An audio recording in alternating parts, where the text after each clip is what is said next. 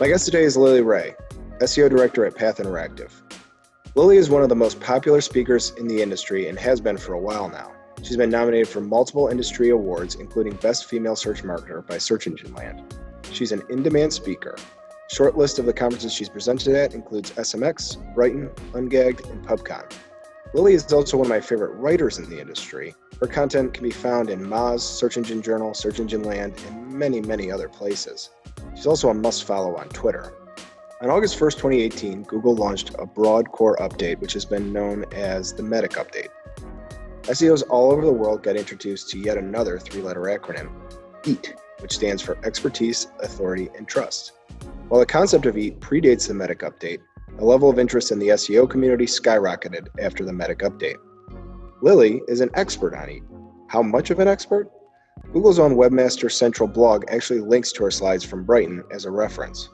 Lily joined me on Suds and Search to talk about EAT, the unique challenges of your money, your life websites, quarantine rides, and her popular coronavirus DJ live stream fundraiser. Lily Ray, welcome to Suds and Search. How you doing? Doing well. Thanks for having me. It's very good to have you on. I met you and got to see you speak at SMX West.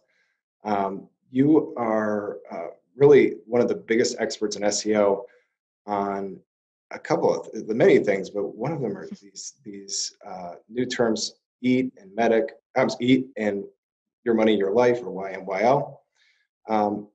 I wanted to ask you a little bit of a history lesson here. So before Medic, which I think was in 2018, August of 2018, I remember algorithm updates operating differently. They would be more like specifically about unnatural links or page speed or about a specific thing you were doing. And then since then, they've all been like core updates.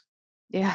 Did I have my timeline right, or is that sort of a big turning point in SEO I think history? February 2017 or maybe March 2017 was the first core algorithm update of this nature, which is informally labeled Fred, I guess, within the SEO community. Yeah.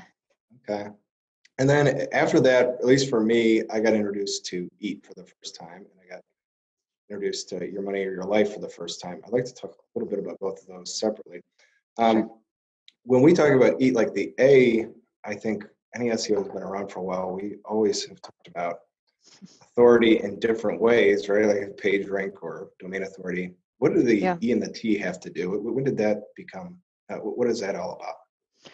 Yeah, I think it's so EAT has been in the search quality guidelines since 2014 or so. So technically it's not new, but it hasn't really manifested itself in such a way as the last couple of years. And I don't think Google has been as straightforward about that being something to look at when algorithm updates take place as they are. Like, they keep sharing this article that talks about EAT. They have a big white paper that they published last year about like fighting disinformation, where they talk a lot about EAT. So they're kind of pushing it now. As far as like the E and the T, so the expertise component is when things get really controversial within the SEO community, because it's like, how does Google know who the experts are? How does Google know who every single author on the internet is, or what someone's reputation is? But I personally think like that's what they've been trying to figure out with these core updates, and one of the reasons why it's been so like volatile for so many sites. As far as the trustworthiness aspect goes, I think it's the same thing. They're trying to look for indicators of what it means to be a trustworthy site, but that's basically just boils down to like good UX and having a good reputation. Okay. As a local SEO, we're always obsessed with reviews, and reviews a component of one of those letters? I think that falls under the T category. Okay. So, I think that would make sense. The thing that you mentioned in your speech at SMX West that I really liked is that the burden for different businesses is different as it relates to EAT. So if you're offering cancer treatments online, that's a whole different burden than if you're delivering pizzas. Who's getting impacted most by EAT, do you think? It's kind of a loaded question. Yeah, I think that it's pretty consistent with like how your money, your life, your content is. So for example, Healthline is like surging as the biggest player in the online medical space over the last couple of years. And they're pretty much the poster child for good EAT. Like if you want to know what good EAT looks like, go look at Healthline's content. Look at the way that they pull in experts and medical reviewers, and everything's fact checked. And it's very clear to the user that the articles are well researched. And they're able to rank for things like heart attack and like the most consequential keywords that can actually affect people's health and well-being. The criteria is much higher for those types of sites. And the same is true for financial sites. I mean, the last core update was like, took a huge hit on financial sites. Something I'm analyzing right now, but it looks like a lot of sites that provide like financial advice with like affiliate links seem to have been affected, many of them, but like a lot of the banks are ranking better as a result of this update. That's one development. But yeah, I think like it's not something where like core algorithm updates target a specific niche, and they've made that very clear. But I think what they're focusing on with these updates just disproportionately impacts websites that are more your money, your life in nature. That makes perfect sense though. So, like one of the things that you did is you did a survey it was on Moz about how people are trusting their Google results. So in light of all these developments, is it actually making an impact to people actually trust the results in Google? What did you find? Yeah, so when I do those studies, I try to get like the general public. And when I first started doing them, I was like polling my friends on Twitter. I'm like, this is not representative of how people actually search. So we've been doing more like formal surveys. And the general consensus is that, some people have privacy concerns for sure. Like if I leave fields open that are like, what do you not like about Google? A lot of people will say like, oh, I don't like the way they collect my information, or they read my emails, or like things like that, which is, that's a common complaint at this point. But it does seem like in general, people trust Google's results more and more over time. And also, interestingly, when you layer on age on top of it, you get younger people being more trusting. That was interesting. Yeah. And that's been consistent with like every study that I've done, where things like featured snippets and the knowledge graph, like younger people are more likely to take that information at face value. So it's a little scary. Wow. And there's like some of the things were like the majority of respondents, I think, said they often or sometimes make decisions that are important to them in finance and also maybe medical, if I have that right, or at least close to half. I didn't know if that seemed like a lot or a little. I started to think about myself a lot with it. It's like, I probably would say at least sometimes or often. I feel like we all do at this point. Where else are you getting your information? I was almost surprised it wasn't higher. I wonder if that would also, if you looked at younger demographics, it would be that way. Yeah. Another question about your talk at SMX, I think the topic was I don't want to mess it up, but it was how to future-proof your SEO, if I'm not mistaken, or something along those lines. Yeah. So from core updates. Great topic. What advice can you give people if they just want to like not have to worry about the wrath of Google every time they do one of these updates? Pretty much like stop trying to deceive Google. Like it almost always boils down to that. Like, and it's challenging because a lot of the times these companies have done the right thing as far as generating organic traffic and getting rankings for maybe 20 years on the same domain. And now the criteria has changed. And that's something where people debate like, oh no, EAT has always been a thing. This is always something Google's looked at. Okay, maybe, but they've gotten a lot better at it in the last couple of years. Sure. So if you have been, I don't know, like auto-generating lots of pages and changing a few words on the page, maybe that's like something that Google looks at and says, this website's trying to deceive users and it's not putting a lot of effort into these pages. So it devalues the quality or the trustworthiness of that domain. Yeah. Well, the other thing, there are so many misconceptions about EAT. I think you mentioned some of them in things you've written about. Do you have any personal favorites that are just like you keep facepalm? Yeah, I mean, I get it because it's really hard to go from being an SEO for however many years we've been SEOs and switching your thinking into how like EAT might actually work Right. algorithmically. So that's Right. where a lot of the like misconceptions come from. And then you get people who really like to boil down SEO into like it's just 20 different things that you do and then you rank really well. And it's hard for them to conceptualize like, no, you actually have to make sure that the expert's writing really good content and fact checking their content Yeah. and like putting citations on the Right. page to see where they got that information from. And so a lot of people are always like, well, I put the author name and like nothing happened. Or like, how does Google know who this author is? Like, it doesn't quite work like that, Yeah. So what are some things you mentioned? A company who is doing it really well. What are people still doing wrong? Even people who maybe have an SEO, but they're still not getting it. What are some common mistakes that you've seen or you bring up in your presentations? Yeah, a lot of like what gets sites into trouble, I feel like it's not deception is the word that I generally use for it, but like there's a gray area between like intentionally trying to deceive people and then also just like trying to do what's right for your business and make money online. So if you're a website that reviews financial products and the whole purpose of the page is to drive, affiliate clicks and like that's kind of like that's how you make your money. But maybe you're pushing that a little bit too hard and maybe it's unclear to the user what's affiliate and what's not. And those types of tactics, same with like ads and pop-ups. So obviously we all need to make money. It's the first thing my clients say is like, well, that's how we make our money. We're a lead gen website. We need to have that pop-up. But I'm like, okay, but the user can't read the content and they Right. can't get the pop-up window to go away. So that's not good for SEO. So it's a trade-off. So a lot of it is that it's a balancing act between what is good for users and search engines and basically making money with your website. Yeah, and I wonder if there isn't something to this too, which is like every time there's an algorithm update, if your site goes down, that doesn't mean you did something wrong. It just could mean they're promoting a different website instead of yours. I think there's a lot of like I can remember that early on. Anytime there was an update and my site was down, I assumed I did something totally wrong.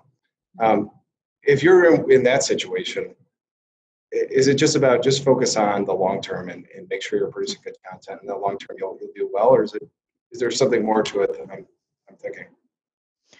No, I think you're right. I mean, and with this last update, I've dug up a few examples of sites that are like medical journals from the 90s that are like surging, like they haven't had any SEO traffic like ever. And suddenly they're like on page one for all these medical keywords. So yeah, it's a long game, but unfortunately a lot of clients don't want to hear that. They don't have patience for it. So they look for those like short kind of gimmicky hacks, and unfortunately that gets you in more trouble with algorithm updates. So it's like, please just trust me that it's going to take a while and like have faith. And it's hard to convince people, especially when the updates can affect, like you can lose 70% of your traffic overnight. Like, what do you do? Right. Can you talk a little bit? I think definitions are important. Can you define your money or your life? It's such a broad. We noticed we have an auto insurance client who is just like it's like crazy chaotic for them right now, and so I think people maybe would think about the medical professions for sure. And how big a cross section of businesses is this? Yeah, you can almost take any site and say that it's YMYL. That's Basically. what I mean, right? Yeah, I think there's very few. Like I have a visual in one of my presentations where I have like an EAT meter or like a YMYL meter, and I tried to like obviously like cancer treatment is going to be at the one end of the spectrum where it's the most possible YMYL keyword. And right now coronavirus is actually like one of the most YMYL topics. But then in terms of like what's totally casual and it doesn't really matter, I think things like if you have a hobby blog and maybe you're not monetizing it and you're just blogging for the sake of blogging, like the EAT is not super important for that. You can still rank if you know how to knit and you just want to talk about knitting,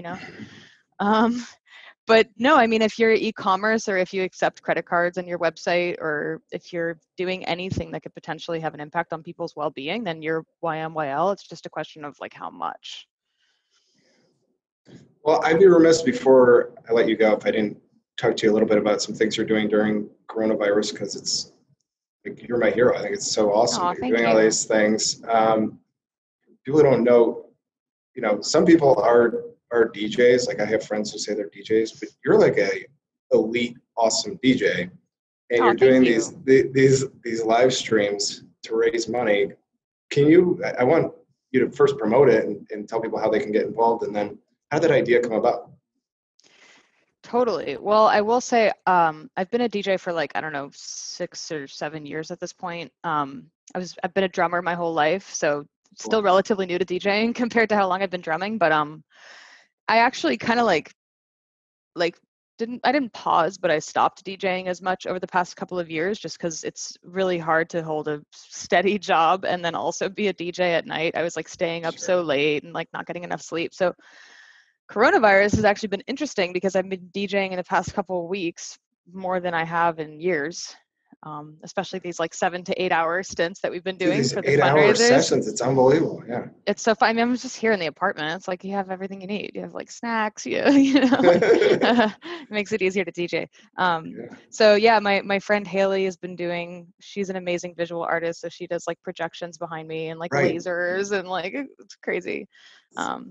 But we just, we asked for donations and 100% goes to a lot of different businesses and nonprofits and charities, and there's endless places to donate right now. So I've just been asking people like, where should I send the money this time? And it's been like the food bank and the mayor's fund and just so many different places. But wow, if somebody wants to donate, where should they go? It's literally just my personal PayPal, Venmo. It's like not professional at all, but I post receipts every time. I swear I'm donating to all the good places. But yeah, we promote it on Twitter. Also on my personal Instagram, there's always flyers for it. But we've been trying to do it every 2 weeks. And actually, next Tuesday is the SEJ Summit, Search Engine Journal, and we're going to be playing the after party. No way! Sweet. Yeah, we're like live streaming and.